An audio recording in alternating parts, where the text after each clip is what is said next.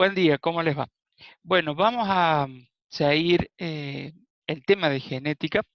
Este tema que vamos a ver en esta clase lo hemos incorporado este año y ya les voy a ir dando las razones del porqué de esa incorporación. Solamente de decirles que, de acuerdo al cronograma que ustedes tienen disponible, la bibliografía que corresponde a esta clase es un artículo de libre acceso, el cual está subido al aula virtual, así que lo tienen allí disponible.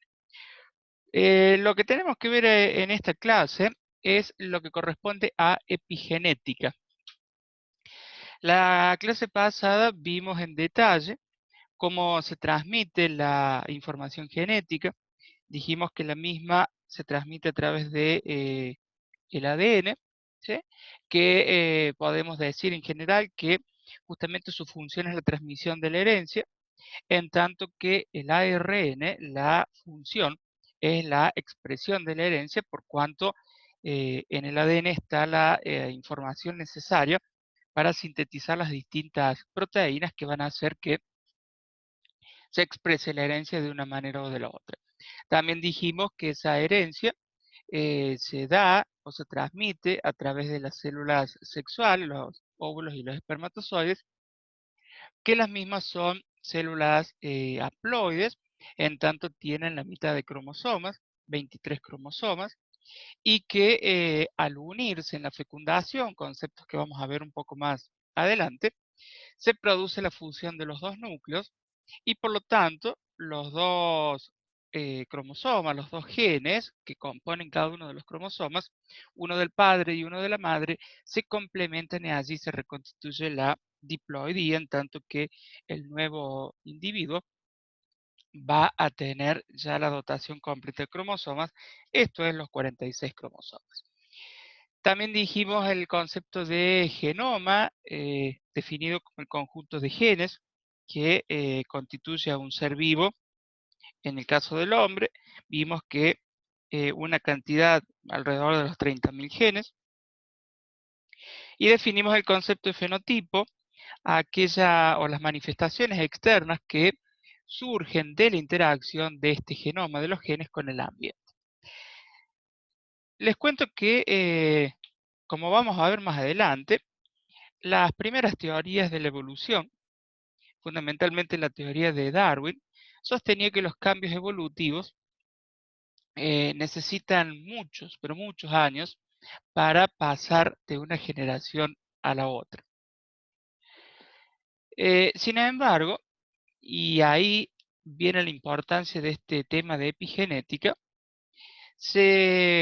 cada vez hay más evidencias. Primero surgieron en algunos seres vivos inferiores, luego empezaron a aparecer algunas evidencias, no solamente en estos seres vivos, sino también en el ser humano, que justamente algunos cambios hereditarios no necesitaban mucho tiempo, muchos años, como decían algunos evolucionistas, sino que se transmitían de generación en generación. Y allí se puso la importancia en cómo el ambiente puede afectar la expresión de nuestros genes. Eso es lo que trata la epigenética, en el sentido que como algunos cambios hereditarios en la expresión de los genes, recuerden que la expresión de los genes hace referencia otra vez a la síntesis de una determinada proteína. Entonces, hoy en día se están acumulando evidencias en el sentido que muestran que el ambiente puede, de alguna manera, o factores ambientales puede de alguna manera, y vamos a ver cuáles son esas maneras, al menos las que se saben hasta ahora, afectar esa expresión de nuestros genes. El concepto de epigenética como subdisciplina o rama de la biología fue introducido por Conrad Waddington. Él allá en el año 42 introduce este concepto en el mundo de la biología y a partir de ese momento innumerables estudios se han sucedido. Conrad define la epigenética como la rama de la biología que estudia la interacción causal entre los genes y sus productos. Recuerden que los productos de los genes, ya dijimos, son las proteínas. de los cuales emerge el fenotipo final. El fenotipo, también ya lo dijimos, es las apariencias, o sea, lo que tiene que ver con la expresión de lo que surge del genotipo, los genes, y en este caso el ambiente. ¿Cómo surge esta cuestión? Bueno, allá luego de la Segunda Guerra Mundial, casi al final de la Segunda Guerra Mundial, en la zona occidental de Holanda ocurrió un hecho bastante triste para la humanidad, en el sentido que se produce una situación de hambruna generalizada, donde las personas que atravesaron esta situación prácticamente lo único que comían eran pan y papas. A finales del 44, la Segunda Guerra Mundial finalizaría un año después, pasaron de ingerir de las recomendadas casi 2000 calorías hasta 900 calorías, y finalmente el año siguiente apenas unas 700 calorías diarias, lo cual tuvo como consecuencia la muerte de muchísimas personas, se calcula más de 30.000 personas, y finalmente la hambruna, una vez finalizada este hecho tan traumático para la humanidad que fue la Segunda Guerra Mundial, la hambruna finalizó. ¿Cuál fue el acontecimiento que generó esta situación tan dolorosa para la humanidad en relación a la epigenética? Sucedió que generaciones posteriores de las personas que nacían de algunos de las personas que lograron sobrevivir a esa hambruna, de alguna manera quedaban afectadas, ya sea el peso al nacer o con distintas patologías, fundamentalmente lo que era el asma. Lo que de alguna manera estaba implicando que el efecto del hambre en las madres de ese momento, de alguna manera se había transmitido a las generaciones siguientes hasta afectar incluso a los nietos. De acuerdo a los postulados que se tenían en ese momento, esto era prácticamente imposible porque, insisto, eh, los cambios evolutivos, ya sean positivos o negativos, tardaban mucho más tiempo. En cualquier caso, esto despertó el interés de muchos investigadores, sumado que Conrad ya había propuesto este concepto de epigenética, ¿sí? Y a partir de allí se desencadenaron una serie de experimentos en este sentido. Comencemos con el desarrollo. Todas las células somáticas, recuerden que cuando decimos células somáticas hacemos referencia a las células del cuerpo, excepto los óvulos y los espermatozoides. Todas las células eh, contienen el mismo material genético en relación a la secuencia de ADN, ¿sí? Recuerden que una secuencia de ADN está determinada por las bases nitrogenadas, adenina, guanina, citosina y timina. Ahora bien, si bien es cierto que todas las células somáticas de un organismo tienen el mismo material genético, puesto que todas ellas provienen de una única célula, que es el huevo o cigoto, ya sea una fibra muscular, ya sea una neurona, tiene un programa de expresión génica diferente. ¿Qué significa esto? Bueno, que los genes de las células musculares eh, tendrán la receta para sintetizar proteínas que les sean útiles a los músculos, puesto que están allí.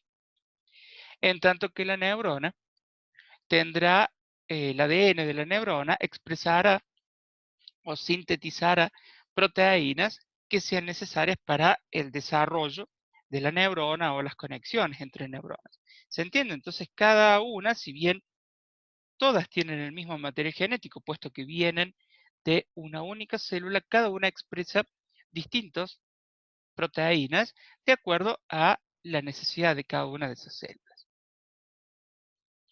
De tal manera que esa expresión distinta hace que únicamente se expresen los genes que necesita en el momento que se requiere.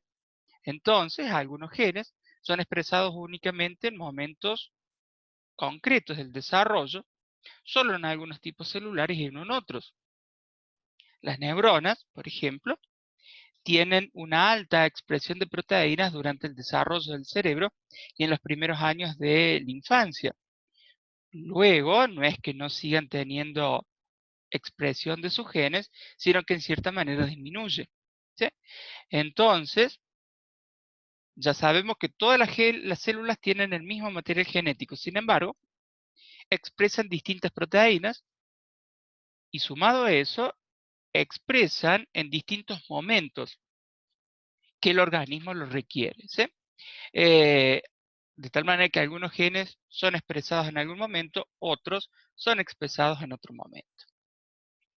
Entonces, la epigenética es esta disciplina, esta rama de la biología, que basándose en una regulación de la expresión génica, acuérdense, regula en todo caso la expresión de los genes, regula si los genes se expresan o no. Si se expresan, significa que se sintetiza una proteína en particular que solo le va a ser útil a esa célula. Entonces, regulan la expresión génica que no está relacionada con las bases nitrogenadas, adenina, guanina, citosina y timina. Digamos entonces que no altera las bases nitrogenadas, porque esa es la información original que traemos de nuestros progenitores. No va a ser ahí la modificación, la regulación, sino que más bien la regulación va a estar dada con la organización estructural, ¿sí?, que los genes adoptan dentro del núcleo celular. Básicamente, eso nos está indicando que los genes adoptan distintas organizaciones dentro del núcleo. En función de esas organizaciones, algunos genes se expresan y otros no. Entonces, la epigenética va a regular allí, no las bases nitrogenadas, sino la organización que adopte dentro del núcleo un gen en particular. Por lo tanto, lo central que ustedes deben comprender de este tema es que nuestras propias experiencias desde el ambiente pueden marcar nuestro material genético. No es que lo van a modificar, lo marcan. No modifican las bases nitrogenadas, sino que de alguna manera lo marcan. Y esa marcación implica que un gen va a alterar su expresión génica, va a sintetizar proteínas o no. ¿Está bien? Y esas marcas, y aquí está lo central, pueden ser transmitidas a generaciones futuras, incluso a nuestros hijos o nietos. De tal manera entonces que el trabajo central de la epigenética es esclarecer cómo, cuándo y por qué se regula la expresión de los genes. Acuérdense que la expresión no va a ser a través de las bases nitrogenadas, sino con la organización estructural. ¿Y de qué manera entonces el ambiente influye sobre esta expresión? Entonces, la epigenética se referencia a los cambios que son heredables en la expresión génica que no van acompañados de cambios en la secuencia del DNA, del ADN. O sea, no se cambia la receta original de la base nitrogenada de adenina, guanina, citosina y timina. Eso no se toca. Lo que en todo caso se va a cambiar o se va a marcar es la organización que adopta un gen en el núcleo. Esa organización puede definitivamente alterar la expresión de un gen.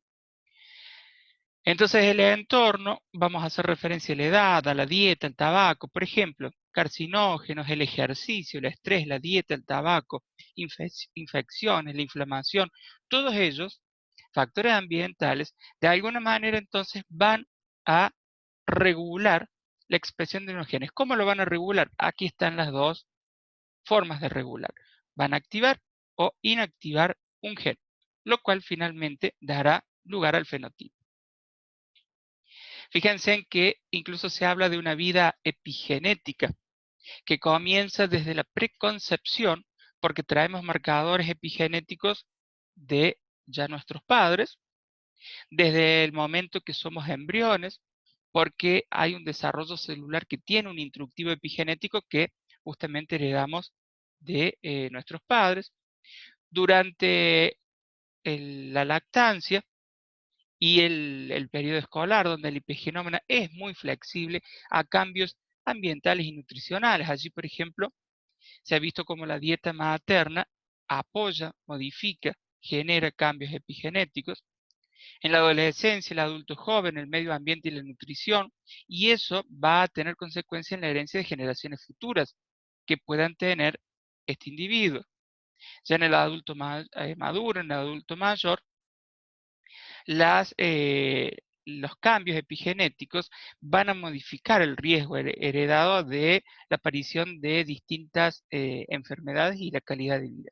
Por lo tanto, estos cambios epigenéticos se transmiten o vienen ya de la generación que justamente va a dar lugar a un nuevo individuo y se van a transmitir a generaciones siguientes. Por eso se habla de una vida epigenética.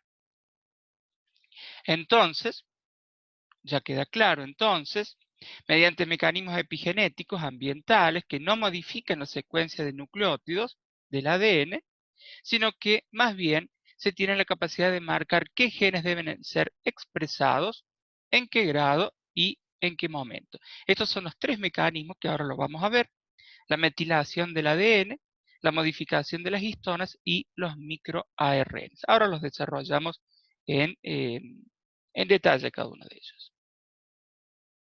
Por lo tanto, la otra característica que ustedes deben tener en cuenta es, uno, que a diferencia de la información registrada en la secuencia del ADN, o sea, adenina, guanina, citosina y timina, los cambios epigenéticos no son estáticos y se pueden modificar a lo largo de la vida de la célula. ¿Se entiende?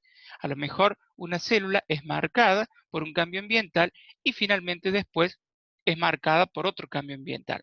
O la otra característica es que la epigenética es reversible, en el sentido que muchos de estos cambios, estas marcaciones, no son estables a lo largo de toda la vida, sino que se pueden modificar e incluso volver a lo que era anteriormente.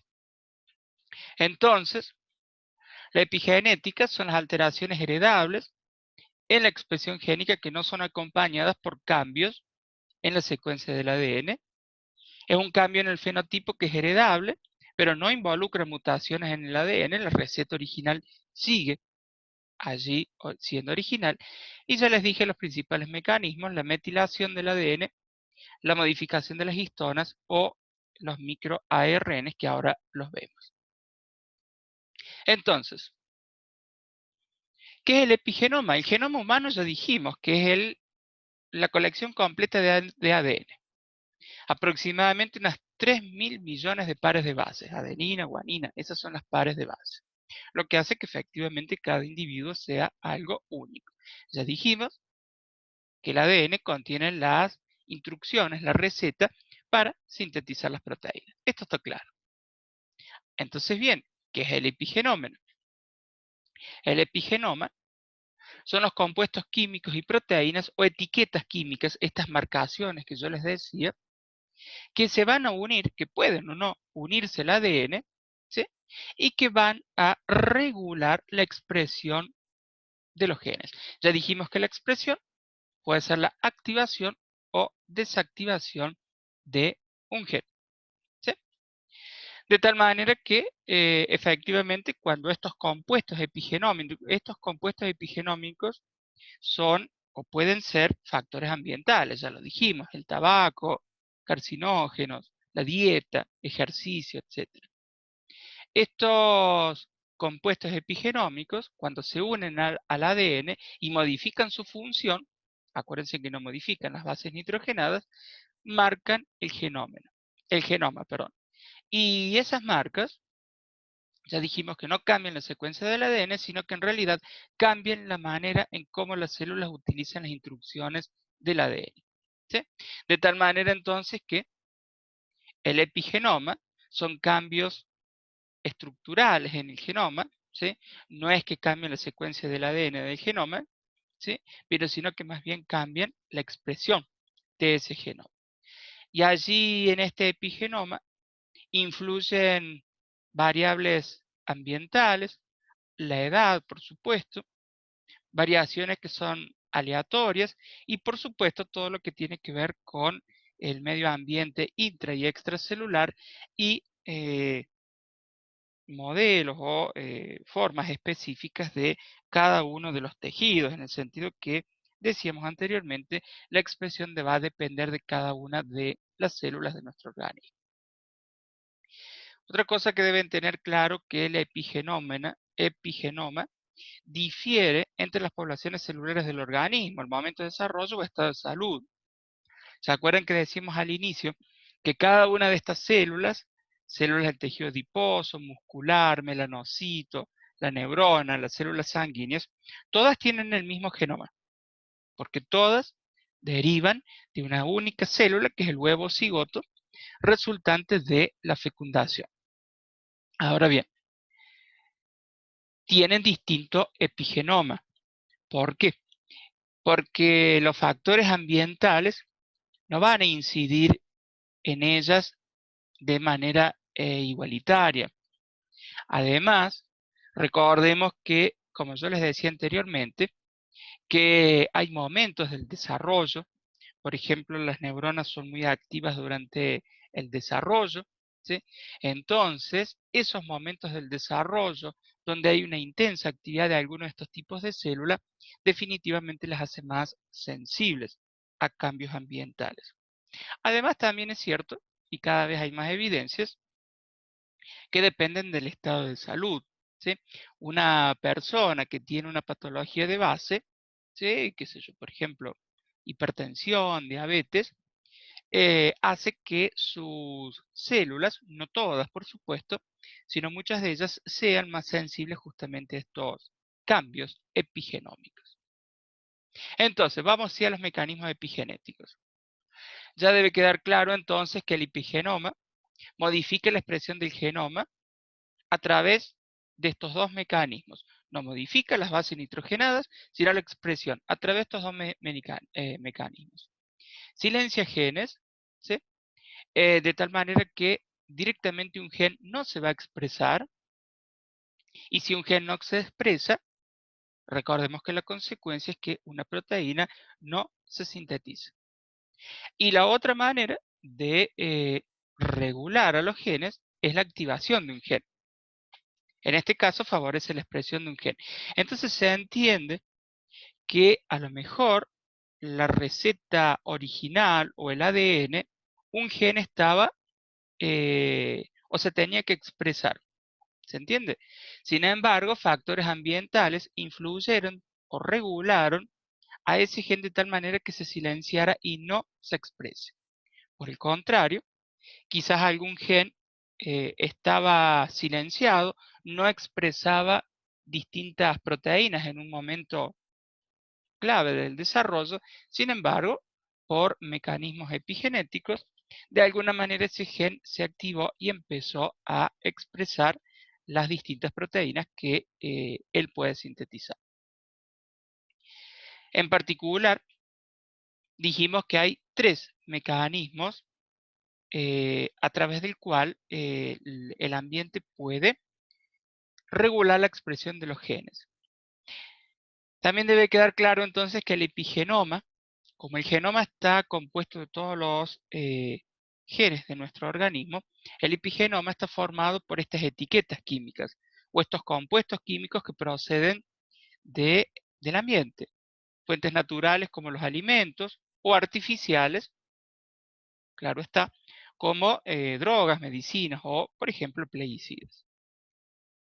Estas etiquetas químicas, estos compuestos químicos, ¿sí? Que ya dijimos, provienen de cuestiones naturales como la dieta, el ejercicio o artificiales, van a modificar el genoma a través de tres mecanismos. Uno, metilación del ADN. ¿Sí? Ese es el primer mecanismo.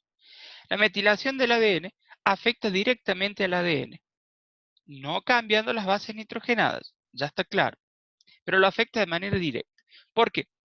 Fíjese que consiste en la adición, se suma una modificación bioquímica concreta. ¿Cuál es esa modificación bioquímica concreta? Se suma un grupo metilo a los nucleótidos que componen la secuencia del ADN. No la modifica, no la toca, pero sí le suma a la secuencia de bases nitrogenadas le suma un grupo metilo. Se sabe que esa modificación se realiza principalmente sobre las citosinas, aunque existen investigaciones que muestran también que las adeninas pueden metilarse también. En cualquier caso, el metilo, ahí está la fórmula química, carbono, hidrógeno 3, se suma, se añade a una base, y lo importante que ustedes deben tener en claro es que ese metilo le agrega un nivel extra de información a esa base nitrogenada. ¿Sí? Ya dijimos que en organismos superiores está restringida básicamente la base citosina, aunque también existen evidencias que a las adeninas podría tener un importante papel. En cualquier caso, la metilación del ADN, fundamentalmente cuando hablamos de la adición de un grupo metilo a una base de citosinas, se asocia con la desactivación de genes, o sea que el resultado, de acuerdo a esto que veíamos, es la silenciación de un gen, ¿sí? Se previene la expresión de un gen. Observen que estos grupos metilos son adquiridos fundamentalmente a través de la dieta. Entonces, la metilación del ADN, ¿sí?, significa que los grupos de citosina, luego de la metilación, se suma este grupo metilo. La consecuencia es que este gen, anteriormente o antes de la metilación, normalmente se expresaba, o sea que sintetizaba proteínas. Luego de la metilación, el resultado es que no se expresa. El gen se silenció y por lo tanto ciertas proteínas no se van a expresar. ¿De dónde podemos incorporar estos grupos metilos? Bueno, alimentos ricos en folato. Folato es el ácido fólico, la vitamina B9, varias verduras, frutas cítricas, el pomelo, la naranja, mandarina y la fresa, frutilla, frambuesa, son fuentes naturales de este metilo. La vitamina B12 también presente en los pescados, en algunas carnes, la leche y los huevos, también puede donar de alguna manera estos grupos metilos al metabolismo. En cualquier caso, aquí queda claro entonces cómo algo que está en la dieta se une a una base del ADN y la modifica, ¿sí? Se entiende entonces que no modifica la receta o la conformación original, sino que le suma un grupo metilo por fuera, y eso tiene como consecuencia que un gen que antes se expresaba ahora no se exprese. El segundo mecanismo es la modificación de histonas. Aquí dice 2, pero en realidad son 3. Me olvidé de cambiarlo. Es la modificación de histonas. ¿Se acuerdan que el mecanismo de recién afectaba al ADN de manera directa? En este caso, las histonas o este mecanismo afecta al ADN de manera indirecta. Las histonas, hagamos un repaso. El ADN son cadenas de nucleótidos, la doble espiral, antiparalela, ¿sí?, que están dispersos en la cromatina, en el material genético contenidos por la membrana nuclear, que sabemos que una vez que la célula se va a dividir por mitosis, se condensan y allí aparecen los cromosomas.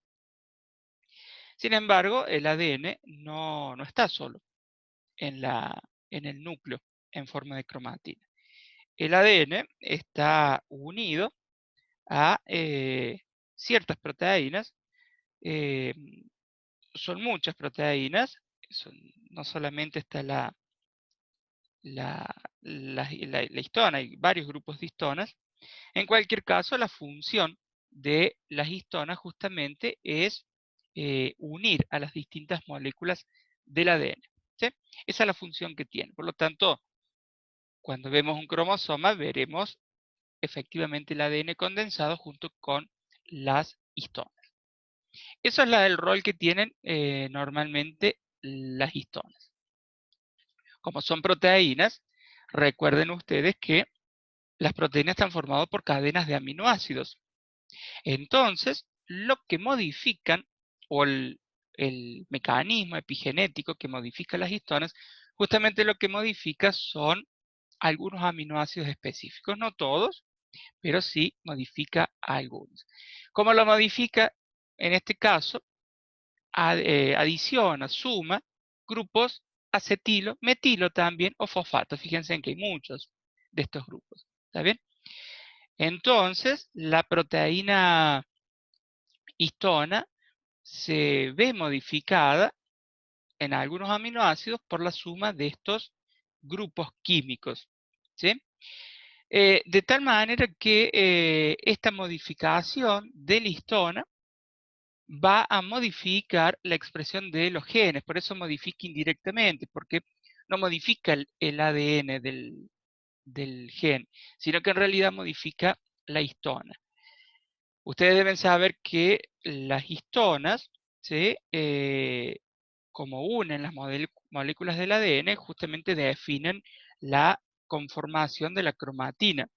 Y esa conformación de la cromatina va a permitir la expresión o no de algunos genes. Entonces, cuando se modifica la histona por la adición de estos grupos químicos, se modifica la conformación de la cromatina y por lo tanto eso influye en la expresión de algunos genes.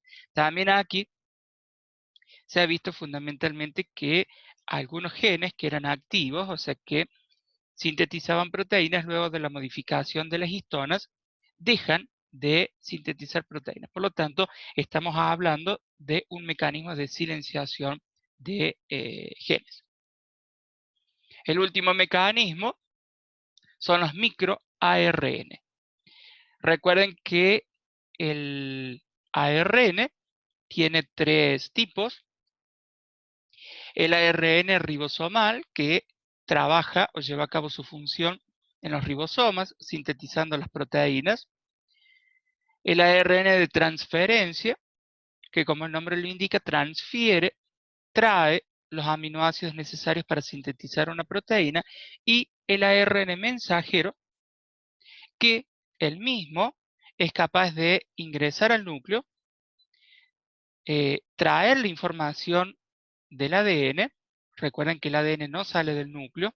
Ese proceso de pasar la información del ADN al ARN mensajero, recordarán que se llama transcripción. Se transcribe el mensaje del ADN al ARN mensajero. De tal manera que, en este caso, los ARN pequeños también se meten allí en el núcleo y afectan al ADN de manera directa.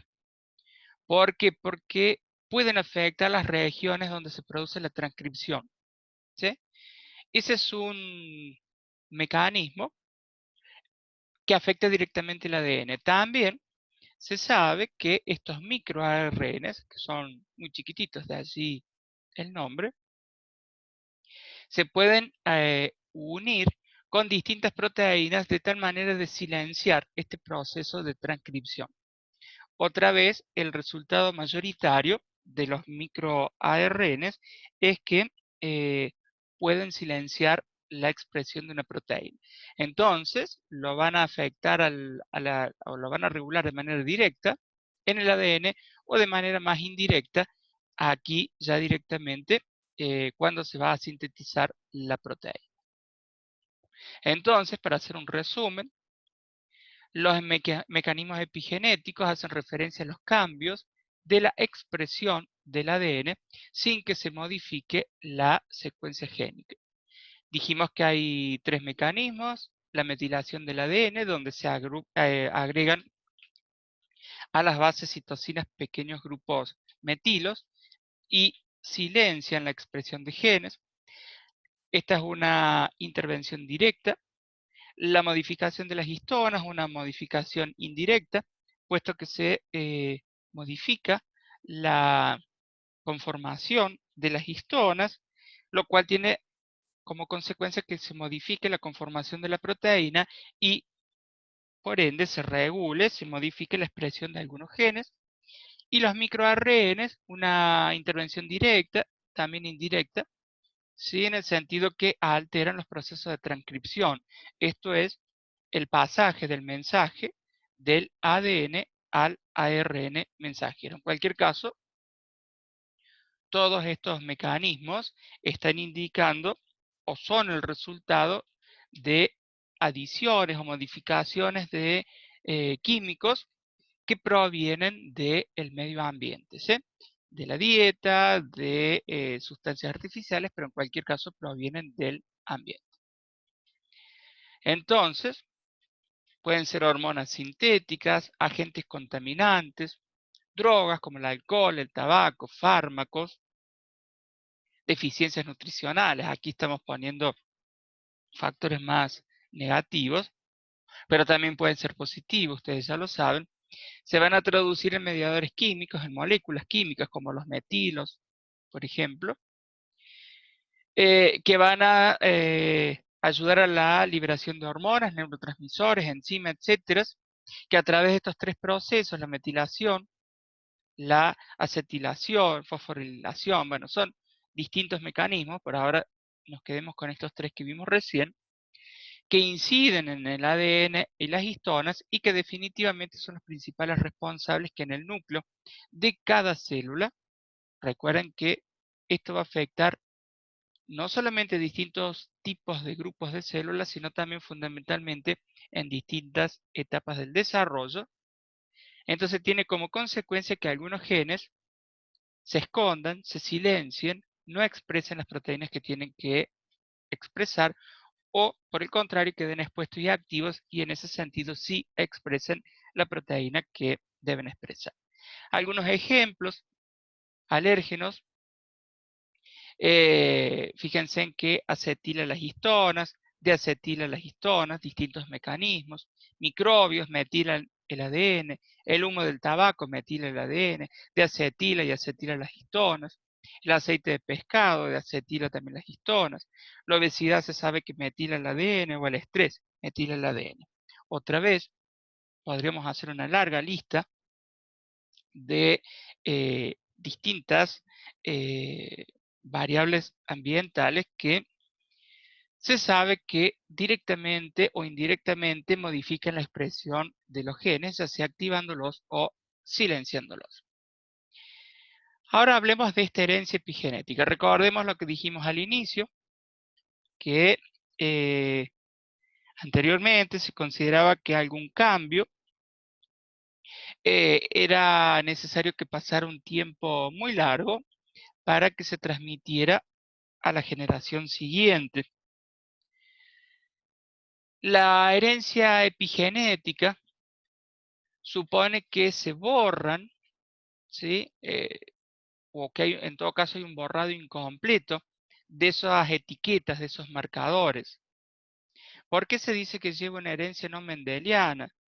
Justamente la herencia mendeliana es la que yo les decía, se transmiten los genes de padre y madre a hijo, tal como fueron recibidos de sus progenitores. La herencia epigenética supone una herencia no mendeliana, puesto que la información que transmite esta madre a su hija no es exactamente igual a la que transmitió su madre a ella. ¿Por qué? Porque hay algunas etiquetas epigenéticas. Estos marcadores quedan. Se sabe que no se borran del todo, ¿sí?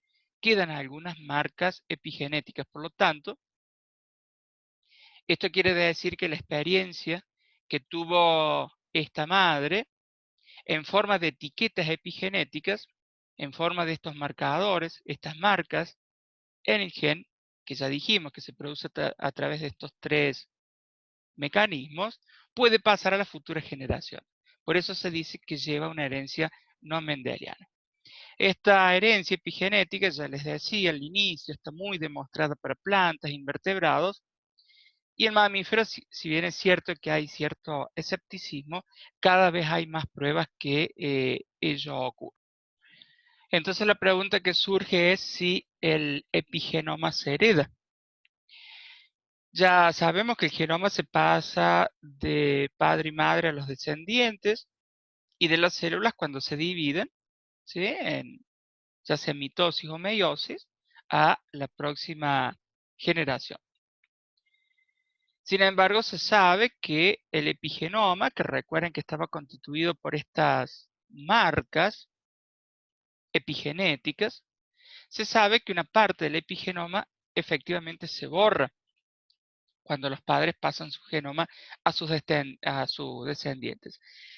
Pero bajo ciertas circunstancias que están bajo investigación, se sabe que algunos de esos marcadores químicos, algunas de esas marcas, ya sea del ADN o de las histonas, eh, en particular de los óvulos de los espermatozoides, porque efectivamente, ¿de qué serviría que existan marcas en las células de la piel, por ejemplo? Obviamente no las estaríamos transmitiendo a nuestros hijos. Efectivamente, esas marcas deben estar en los óvulos y en los espermatozoides. Pues bien, se ha visto que algunos de estos marcadores químicos, ya sea en el ADN o en las histonas, en los óvulos y en los espermatozoides, definitivamente no se borran y pueden pasar de esa manera a la siguiente generación. De tal manera entonces que una parte del epigenoma se pasa a la próxima generación de células, ¿sí? Lo que efectivamente ayuda a que se sigan especializando o por el contrario, ¿sí? Si estamos hablando de marcas que no son buenas para la salud, en todo caso se irá deteriorando justamente la expresión de esos genes. Entonces, el sellado genómico hace referencia a que nuestro genoma ya sabemos que contiene dos copias de cada gen, una de la madre, otra del padre.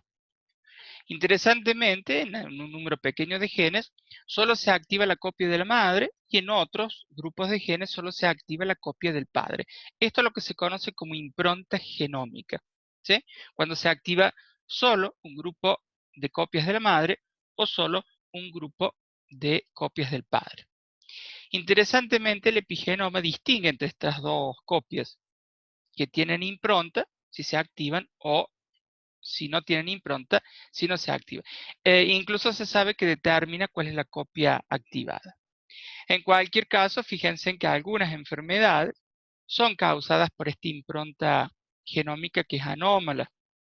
Bueno, es un nombre complejo, no os lo voy a decir, pero bueno, es un trastorno asociado con hipercrecimiento corporal, mayor riesgo de cáncer, el síndrome de Prader-Willi,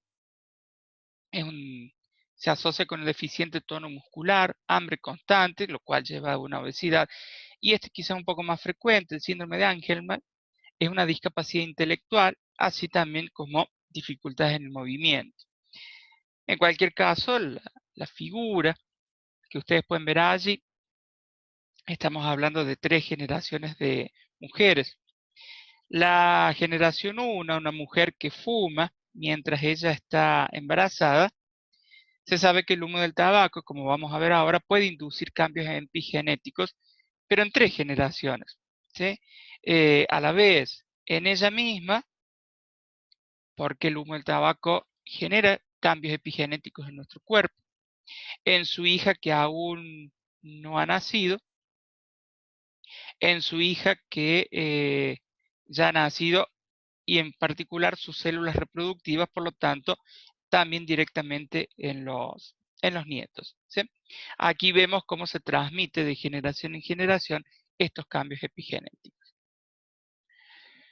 Esto lo habíamos visto al inicio, aunque todas tienen el mismo genoma, los marcadores químicos en el ADN y las histonas se pueden reorganizar. ¿Se acuerdan que yo les decía que eh, el epigenoma es reversible? Por lo tanto, el epigenoma puede cambiar durante toda la vida de una persona. Y recuerden que para que se transmita este epigenoma, esos marcadores deben existir en las células sexuales. Si no, obviamente, no se va a transmitir y allí, bueno, se perderán esos cambios epigenéticos. ¿Qué hace que el epigenoma cambie? Bueno, ya debería quedar claro también el estilo de vida, factores medioambientales como fumar, la dieta, algunas enfermedades infecciosas. Lo cual, bueno, generan respuestas químicas, lo cual a su vez producen cambios en el epigenoma. Hasta aquí venimos diciendo cambios positivos, pero también ya está claro que puede haber cambios que pueden ser perjudiciales. Sin embargo, las actuales investigaciones sostienen que, si bien es cierto que algunos de estos cambios epigenéticos pueden ser perjudiciales para la salud, todos coinciden que la capacidad de este epigenoma para adaptarse a las presiones de la vida, dieta, ejercicio, estrés, lo que sea, parece ser una condición necesaria para una salud humana, bueno, justamente saludable. Entonces, eh, hay muchos estudios genéticos, estudios generacionales, y en distintas poblaciones humanas se ha observado que el estilo de vida, por ejemplo, de los abuelos, puede tener consecuencias fenotípicas en los nietos. Esto que yo les decía inicialmente de esa situación dolorosa para la humanidad que fue la hambruna en Holanda. Se habla de efectos generacionales, los cuales claramente no pueden ser explicados por mutaciones genéticas, porque las mutaciones genéticas efectivamente, o sea, las mutaciones en las bases nitrogenadas, los cambios en las bases nitrogenadas, eso sí, llevan muchísimo tiempo, muchos años. Por lo tanto, estos efectos generacionales de un abuelo a su nieto, obviamente no se explican por mutaciones genéticas, sino que se explican más bien justamente con estos cambios eh, epigenéticos. Por allí uno escucha que, bueno, qué sé yo, no sé, el abuelo era, y el nieto salió igual que el abuelo, o el nieto tuvo o padece cierta patología que tiene el abuelo, bueno, ese tipo de cuestiones, muchas de ellas efectivamente pueden ser explicadas por la dominancia o recesividad de un gen, pero muchas cuestiones también aparentemente se explican por estos cambios, eh, más que nada epigenéticos. Hay que hacer referencia a, ¿se acuerdan que yo les decía que hay una vida epigenética? Sin embargo, la herencia epigenética o el momento del desarrollo de un bebé es sumamente sensible a los factores ambientales. Cuando yo digo ambientales, estoy diciendo o haciendo referencia a factores intrauterinos, pero el ambiente intrauterino puede ser muy afectado también por factores extrauterinos. ¿Está bien? Por lo tanto, se sabe que el epigenoma es muy vulnerable a factores ambientales durante la embriogénesis. La embriogénesis, como vamos a ver, es el periodo donde básicamente surgen todos los órganos que forman parte de nuestro cuerpo. ¿Por qué? Y porque la síntesis de ADN es muy alta y efectivamente los patrones de metilación del ADN que se requieren para ir formando los distintos tejidos, los distintos órganos, son establecidos en este periodo. Por lo tanto, se sabe que modificaciones epigenéticas causadas, ya les digo, por el ambiente nutricional del embrión y del feto, el neonato, eh, ambiente nutricional que a su vez es afectado por el ambiente externo, están directamente involucradas en la etiología de algunas enfermedades en los adultos. Fundamentalmente la calidad y la cantidad de nutrientes disponibles para el feto hace que muchas veces el epigenotipo determine que se expresen genes que son heredables o se silencien otros genes. En ese sentido, entonces, hablemos de la epigenética y la patología. Ya decíamos, el periodo prenatal es quizás uno de los periodos más sensibles donde ocurren cambios epigenéticos. Ya dimos la razón por la gran cantidad de síntesis de ADN que se necesita. En cualquier caso, hay muchos estudios que muestran que existe una asociación importante entre la condición nutricional materna y la presencia, por ejemplo, de retardo de crecimiento intrauterino. Eso a corto plazo y a largo plazo se produce o hay estudios que indican una asociación fuerte con algunas enfermedades crónicas, como algunas enfermedades cardiovasculares, obesidad y diabetes. Y efectivamente se han descubierto, hay muchas evidencias, que han ocurrido mecanismos, como ya mencionamos, como la metilación del ADN o modificación de las histonas, asociadas siempre a estos eventos que decíamos recién. El periodo postnatal también es un periodo de alta sensibilidad epigenética, y fíjense que aquí hay muchos estudios que muestran una asociación alta también entre la calidad de vida familiar, en particular el vínculo materno y el desarrollo de algunas enfermedades a lo largo de la vida. A ver, aquí entiendan que no estamos hablando de una causa directa, se está hablando de asociaciones, se está hablando de predisposición, que junto con otras circunstancias dan el desarrollo de estas patologías. Por ejemplo, se ha visto una asociación entre el vínculo materno débil, deficiente, con un incremento de respuestas autonómicas y endócrinas en la adultez. Eso implica mayor cantidad o menor liberación, por ejemplo, de algunas hormonas. Entre algunas patologías que contarían con una base epigenética está la obesidad, hipertensión, intolerancia a la glucosa, depresión, ansiedad, adicciones coronarias. Fíjense en la enorme cantidad de eh, patologías. Insisto que no es que están causadas directamente por estos cambios epigenéticos, sino que en todo caso se sabe que eventos del periodo postnatal de alguna manera influyen en el desarrollo posterior de estas patologías. La otra cuestión que se ha estudiado mucho es el cáncer. Hay un montón de tipos de cáncer que son causados por cambio en el genoma, pero también en el epigenoma, o otros tipos de cáncer también relacionados a cambios en ambos, ya sea en el genoma como en el epigenoma. Se sabe que cambios en el epigenoma activan o desactivan genes que participan en la proliferación de células.